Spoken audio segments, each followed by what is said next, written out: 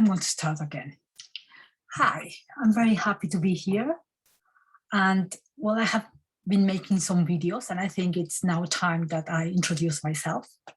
So I'm going to talk about a little bit about me so that you have an idea who am I, yeah?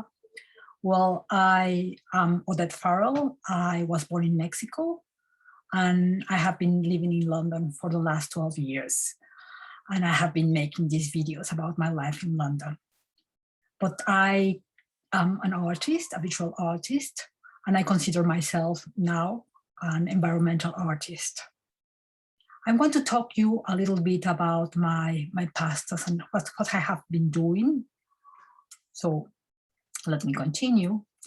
Now I'm going to tell you what is my art nowadays. I'm now very concerned with what's happening with our planet and with all this global warming. So my work now is about life emerging again from the cracks of broken systems. And before that, I will tell you, well, how did I started? Who am I? Well, I started as a figurative painter. I started on year 2003.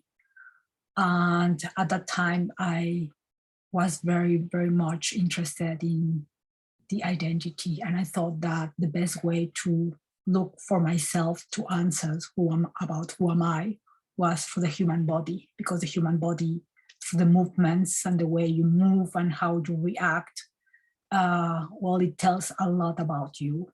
So most of my paintings were about women, because I am a woman and I feel this connection when I was making paintings of women. So I made a lot of figurative paintings about women in different positions, trying to show through her bodies, their feelings.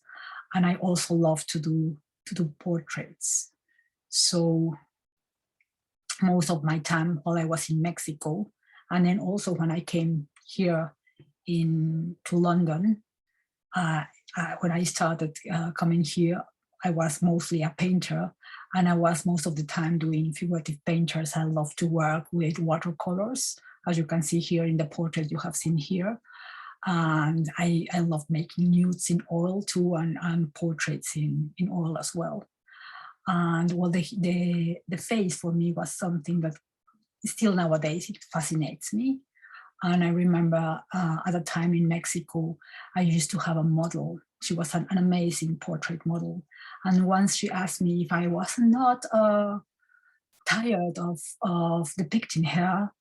And I was not, because I think that the human face is so interesting and it changes every time that you look at somebody. It's not the same person, because every day we go through actions and through emotions, and those are like some scars, in some way emotional things that got into your face. And so every day the face is different, because every day there are other moods in the environment, there are other energies. And so for me, it was fascinating to see how she changes every day. So I really loved, if I could have the chance, I would love to portrait almost every day. But well, so portrait is something that I will continue later, because it's something that I'm really keen to it, yeah. And well, before that, well, let me tell you, because well, the human figure was, yeah, of course, the way that I was able to go deeper to the human uniqueness. And I made most of these figurative painters while I was in Mexico. And then when I decided to move to England, before that, I won an art residence in Ireland, and I was almost in Ireland for 2 months. And that was an amazing experience that I will tell you about it in another video. But now you should only know that, well, in Ireland, I was also continue with my figurative stuff. I changed, of course, my palette, because I was very much, how do you say, influenced by the different colors and the different atmosphere there. So through my palette, I was able to, continue my figurative paintings, but through colors, I was able to show other emotions.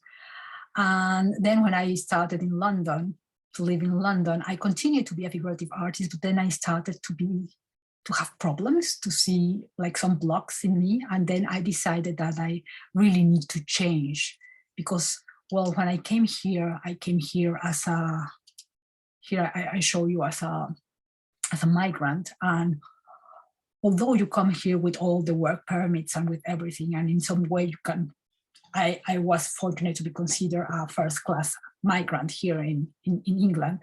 Anyway, the fact of leaving all your friends, your family, your environment, the things you are used to, really trying to live in another culture that is so different for you from the one you, well, the one you have always been living in. Well, in London, I decided that I needed really to change to abstraction, because through abstraction you are able to show your feelings more deeply. And also I was very interested because here in London, as you know, London is, if we make like an example, it's like honey to the bees. And the bees, I consider most of the migrants, and most of the migrants from all the world, many want to come to London.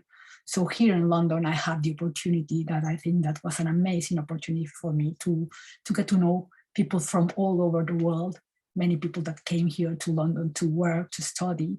So I heard fascinating stories, people that they had really a tough time to come here, to adapt here. And so I was very moved by this story of migrants. And so I decided to start depicting my feelings through abstract art. And then I called all these abstract paintings I have done for a while here in London my migrant paintings, because these paintings, they really show how, I will explain you how I did this painting. These paintings were a source of palimpsest. You know, I don't know if you know what a palimpsest is. A palimpsest is a piece of paper or a drawing where you write something and then you want to write something over it. So you erase what you have written before in order to write another thing. And I think that, well, in these migrant paintings, I was painting something, but because I was all the time transforming myself and trying to adapt, I put another layer and then another layer. And there are these abstract paintings, they have, I don't know how many layers, because I was trying to depict all the emotions I was at that time enduring while I was living here. Yeah. And if you see also in my migrant paintings, you can see that I put a lot of like little dots, maybe you can see here. And these dots for me in some way, they show, well, like the stones that you encounter when you are living in another place. But these stones at the same time, you can put them all together like if they were bricks, in order to construct walls that could help you to continue advancing and continue developing as a human being. So, well, these are my migrant paintings.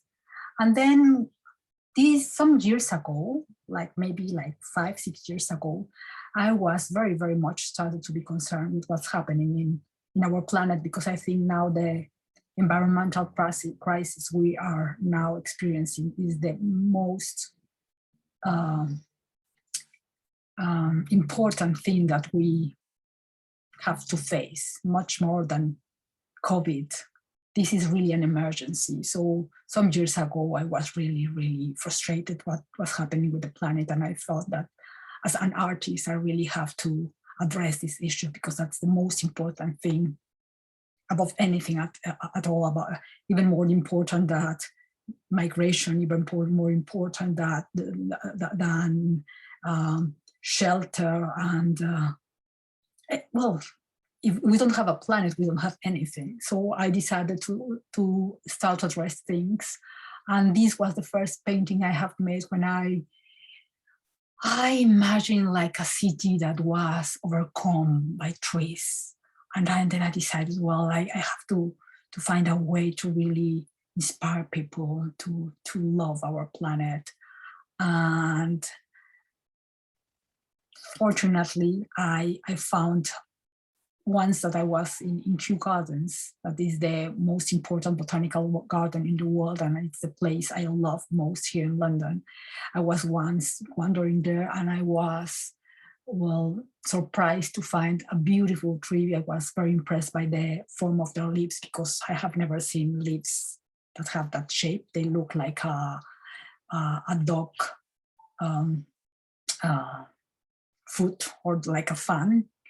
And the tree is so beautiful. So when I saw this tree, I said, oh my God, this tree has something special.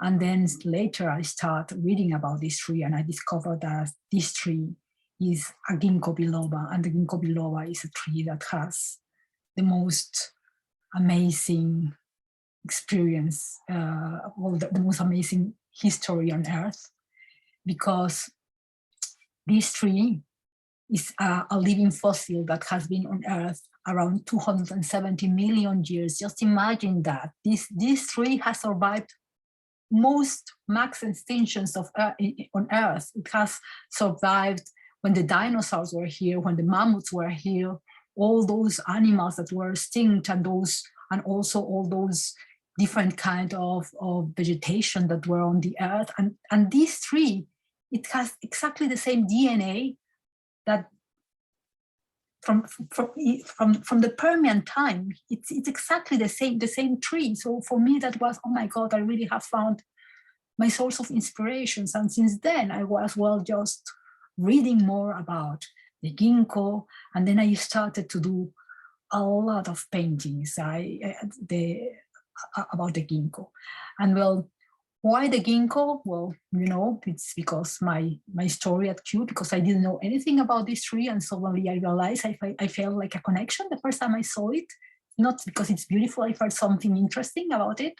And then when I realized all the history and all the things it has gone through, then I decided the ginkgo should be a symbol for our era, yeah. Because, as I say here, it has not vanished from Earth due to its weapons against disease, predators, and time.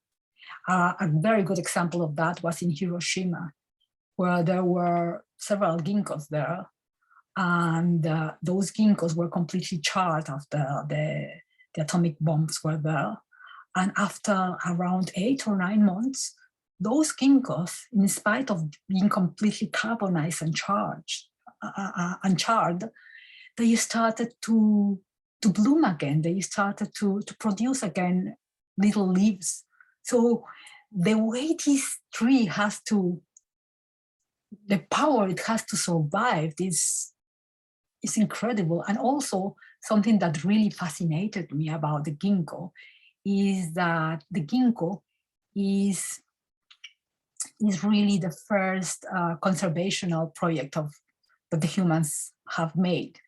And well, as you know, most humans, when we decide that something is worthy, we finish destroying it. Just think, for example, when we decided that ivory was something worthy, we start killing so many elephants. And then we decided that the rhino horns were something lucky for some people. And so we even finish exterminating one of those rhinos forever.